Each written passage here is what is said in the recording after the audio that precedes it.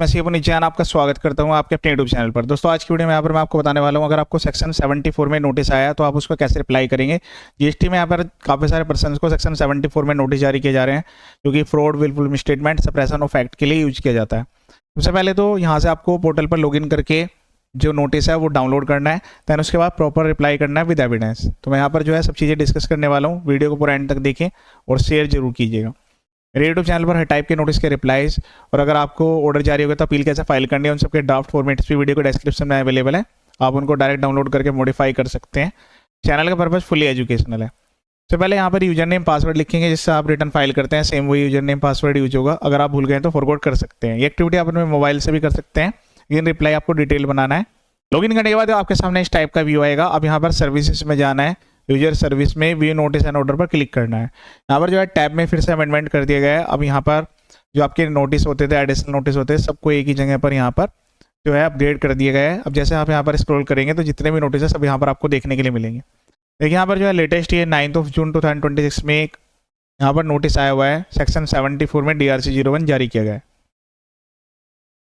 सबसे पहले तो हम यहाँ पर व्यू पर क्लिक करेंगे। पहले आपको रीजन आइडेंटिफाई होना जरूरी है कि जो आपका नोटिस है वो किस सेक्शन में किस रीजन की वजह से भेजा गया है।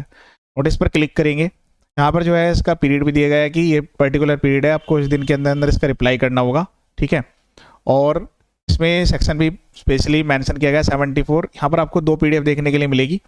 आपको जो है ये 2 PDF जो दी गई हैं इन पर क्लिक करके इनको डाउनलोड कर लेना है। मैंने ऑलरेडी यहाँ पर डाउनलोड की हुई है, मैं आपको ओपन करके दिखाऊंगा। दैन उसके बाद यहाँ पर हम क्लिक करेंगे रिप्लाई पर। रिप्लाई पर क्लिक करने के बाद यहाँ पर क्लिक करेंगे ऐड रिप्लाई टू सोकोज नोटिस। ध्यान रहे विद इन द जो भी इसमें ड्यू डेट्स दी गई हैं उसके अंदर ही आपको रिप्लाई करना है। प्रॉपर ऑफिसर सब कुछ वेरीफाई करेंगे, अगर सब कुछ ओके है तो उस केस में जो आपकी प्रोसीडिंग्स है वो ड्रॉप हो सकती हैं। सबसे पहले आप यहाँ पर चेक करें कि डिफॉल्ट किसका है। अगर आपने एक्चुअल में यहाँ पर डिफॉल्ट किया हुआ है तो उस केस में आपको जो है टैक्स के साथ साथ इंटरेस्ट पेनल्टी भी एप्लीकेबल हो सकती है, वो केस टू केस डिपेंड करता है। और अगर आपका जो केस है वो यहाँ पर सेक्शन 74 का नहीं है, गलत तरीके से ओपन कर दिया गया है, तो आप उसको भी चैलेंज कर सकते हैं। सेक्शन 74 में जब भी केस ओपन होता है उसके लिए आपको मटेरियल जो भी है उनके पास वो अवेलेबल कराया जाता है। अगर आपको नहीं मिला है तो उसके लिए भी आप जो है यहाँ पर प्रॉपरली अपने रिप्लाई में इस चीज़ को मेंशन करेंगे, ठीक है। अब उसके बाद आपको इसको स्क्रॉल करना है, यहाँ पर रिप्लाई में लिख देना है रिप्लाई अटैच सेपरेटली, क्योंकि यहाँ पर जो है कैरेक्टर्स की लिमिट है, तो इसमें आप जो है डिटेल्स यहाँ पर अपलोड नहीं कर सकते हैं। तरीके से आपको मेंशन कर देना है। देन यहाँ पर हम जो रिप्लाई है उसको अपलोड करेंगे। 4 फाइल यहाँ पर अपलोड हो सकती है, हर फाइल जो है 5 MB से ज़्यादा नहीं होनी चाहिए। उसके बाद वेरिफिकेशन पर टिक करना है। उसके बाद यहाँ से ऑथराइज पर्सन सेलेक्ट करेंगे। देन उसके बाद यहाँ पर जो है प्लेस एंटर करेंगे। प्लेस एंटर करके फाइल पर क्लिक करके ओके करेंगे। उसके बाद registered email ID mobile number पर OTP जाएगा, उसको वेरीफाई करते ही जो आपका रिप्लाई सबमिट हो जाएगा। अब सबसे पहले जो नोटिस डाउनलोड हुआ है वो मैं आपको दिखा देता हूँ। दैन उसके बाद जो हमने रिप्लाई बनाया हुआ है किस तरीके से क्या एविडेंस लगेंगे वो बता देता हूँ। एविडेंस में यहाँ पर आपको लगाना है जो भी आपके पार्टी के जो भी लेजर्स है पेमेंट्स के, वो उसके अलावा जो भी अदर प्रूफ्स हैं वो यहाँ पर आपको अटैच करने होंगे। अब उसके बाद यहाँ पर जो है समरी ऑफ सोकोज नोटिस, तो इसमें एक अटैचमेंट भी लगी हुई है, 2 PDFs हैं। इसमें यहाँ पर टैक्स की वैल्यू निकाली गई है, इंटरेस्ट कैलकुलेट किया गया है और पेनल्टी भी लगाई गई है 100% की। वैसे इसमें अलग अलग प्रोविजंस भी दिए गए हैं कि अगर नोटिस जारी होने से पहले अगर आप खुद पेमेंट करते हैं तो 15% की पेनल्टी लग सकती है। उसके अलावा अगर आप नोटिस जारी होने के बाद 30 दिन के अंदर करते हैं तो 25% की पेनल्टी है। तो अलग अलग प्रोविजंस भी दिए गए हैं, लेकिन नोटिस में पूरी 100% की पेनल्टी लगाई गई है। तो पहले तो आप यही सबसे पहले पॉइंट जो है नोट डाउन करें कि जब भी सेक्शन 74 में नोटिस आता है तो प्रॉपर ऑफिसर के द्वारा पेनल्टी 100% लगाई जाती है। सेक्शन 74 को एक बार प्रॉपर्ली रीड करें कि इसमें जो पेनल्टी है वो किस तरीके से कम हो सकती है। इंटरेस्ट के रिगार्डिंग प्रोविजन है कि सेक्शन 50 में इंटरेस्ट एप्लीकेबल है, लेकिन अगर ये जो आपका अमाउंट था अगर आपके क्रेडिट लेजर में अवेलेबल था कि आपने उस पीरियड से लेकर इसको यूटिलाइज नहीं किया है तो उस केस में इंटरेस्ट भी नहीं लगेगा। लेकिन अगर आपने इसको यूटिलाइज कर लिया है, अवेल कर लिया, यूटिलाइज भी कर लिया, तो तब आपने आउटपुट लायबिलिटी से सेट ऑफ कर दिया, फिर आपको इंटरेस्ट भी पे करना पड़ेगा, ठीक है। इसके बाद यहाँ पर जो है समरी ऑफ सोकोज नोटिस के साथ DRC 01 है, उसमें पूरी डिटेल्स यहाँ पर बताई गई है। कुछ डाटा यहाँ पर कॉन्फिडेंशियल है, उसको हाइड किया गया है। सोकोज नोटिस में लिखा गया है कि सेक्शन 74 में रॉन्गफुल अवेलमेंट और यूटिलाइजेशन की वजह से आपको इनपुट टैक्स क्रेडिट का जो नोटिस है वो जारी किया गया है। आपने एक परचेज किया जो कि नॉन एग्जिस्टेंट टैक्स पेयर से की है। जो इनके पास फाइंडिंग्स है कि ये किस तरीके से यहाँ पर नॉन एग्जिस्टेंस कह रहे हैं, तो उसके लिए यहाँ पर इन्होंने रेफरेंस दिया एक पर्टिकुलर, जो कि इनको यहाँ पर डिपार्टमेंट के द्वारा इंक्वायरी की गई, उनकी जो इन्फॉर्मेशन है उसके बेस पर इन्होंने जो है यहाँ पर इस ITC को है कि आपने इस पर्टिकुलर पीरियड में जो यहाँ पर आईटीसी क्लेम किया था इस पीरियड के दौरान, तो उसके इनवॉइसेस में आपने इस फर्म से ये जो भी गुड्स बाय किए हैं उसके रिगार्डिंग ये आपकी टैक्स की लायबिलिटी है। यहाँ पर जो है वेरिफिकेशन कंडक्ट की गई है उस एंटिटी के अगेंस्ट में जहाँ पर इनको पाया गया है कि जो फर्म है वो नॉन एग्जिस्टेंस है, फिक्टिशियस है। At this they are declared principal place of business. Physical verification report indicates that no business activity was being carried out from the registered premises.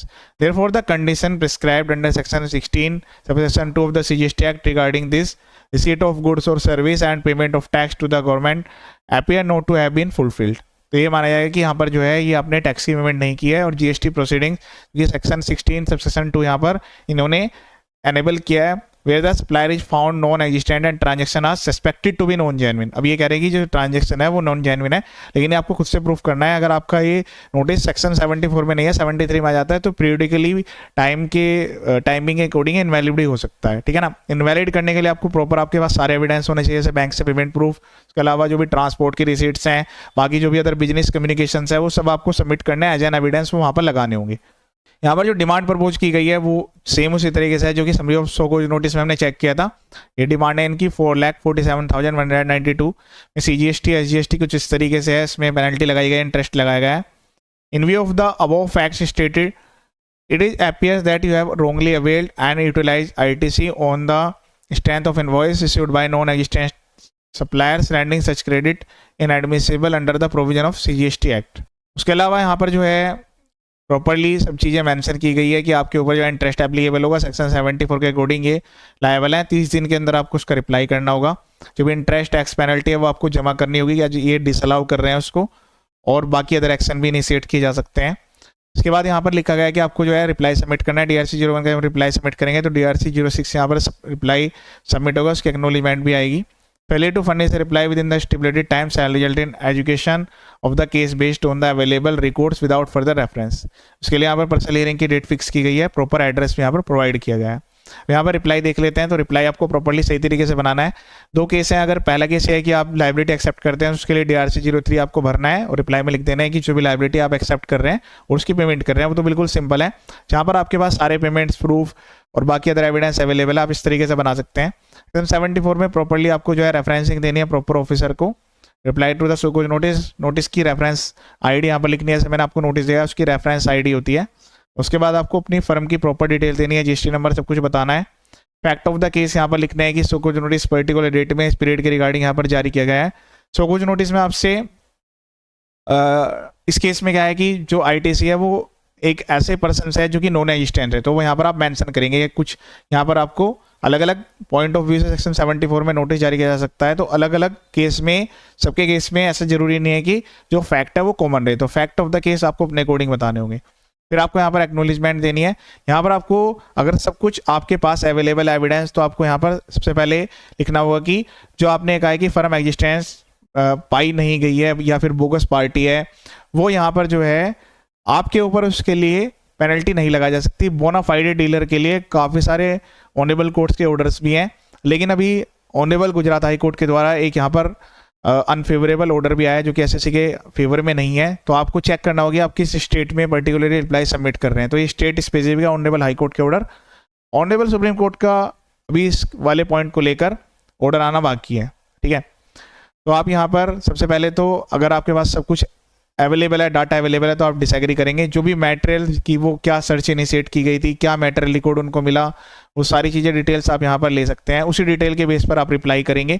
वो पहले आप स्टार्टिंग में मेंशन करिएगा कि बिना एविडेंस के आप ये नहीं कह सकते कि भाई जिससे आपने बाय किया था वो यहाँ पर इनवैलिड है। उस टाइम तो GST रजिस्ट्रेशन भी डिपार्टमेंट के द्वारा ही दिया गया था और उसको पावर भी कि वो इनवॉइस जारी कर सकता है, आपसे रिकवर कर सकता है आपने एक्चुअल में गुड्स और सर्विस रिसीव किए हुए हैं, ठीक है। तो वो सारी चीज़ें आपको यहाँ पर लिखनी होगी कि आपकी जो ट्रांजेक्शन्स है वो बिल्कुल जेन्युइन है और करेक्ट है, आपके पास सारे रिकॉर्ड्स अवेलेबल है, ठीक है। उसके बाद यहाँ पर जो सेक्शन 74 के प्रोविजंस हैं वो आपको स्पेसिफाइड करने होंगे कि 74 में ये चीज़ें यहाँ पर मेंशन की गई है, तो आपको एक्ट के बारे में प्रॉपर नॉलेज है। वो जो प्रोविजंस है जैसे मैंने आपको बताया कि पेनल्टी लगेगी 15%, 25%, तो वो यहाँ पर प्रॉपरली प्रोविजन सब कुछ यहाँ पर लिख देना है। टाइम पीरियड भी आप एक बार चेक कर लिए कहीं आपको नोटिस जो है वो इनवैलिड तो नहीं आया, ठीक है। फिर उसके बाद जो आपके सबमिशंस हैं वो आप यहाँ पर प्रॉपरली लिखेंगे। तो पॉइंट वाइज आपको सबमिशन देना है जो भी आपका केस है। जैसे इस केस में क्या है कि भाई जो डीलर है सामने वाला पर्सन वो नॉन एग्जिस्टेंस पाया गया है, तो उस पर्सन पर कार्यवाही की गई है, उससे रिलेटेड फिर आपको भी नोटिस जारी कर दिया गया है कि जो भी आपने उससे सेल परचेज की ट्रांजेक्शन्स किया, परचेज की ट्रांजेक्शन्स किया है, उसका इनपुट टैक्स क्रेडिट आपको डिसअलाउ कर दिया जाए। तो ये अलग अलग आपको अपने सबमिशंस देने की रिक्वायरमेंट है। फिर यहाँ पर आप जो भी सपोर्टिंग एविडेंस सबमिट कर रहे हैं उसको यहाँ पर आपको प्रॉपर्ली मेंशन भी करना है और क्लियरली आपको बताना है कि भाई ये जो केस है आपका सेक्शन 74 में फॉल नहीं करता है और जो डिपार्टमेंट ने इंक्वायरी किया है, नोटिस जारी किया है, वो गलत तरीके से कर दिया है।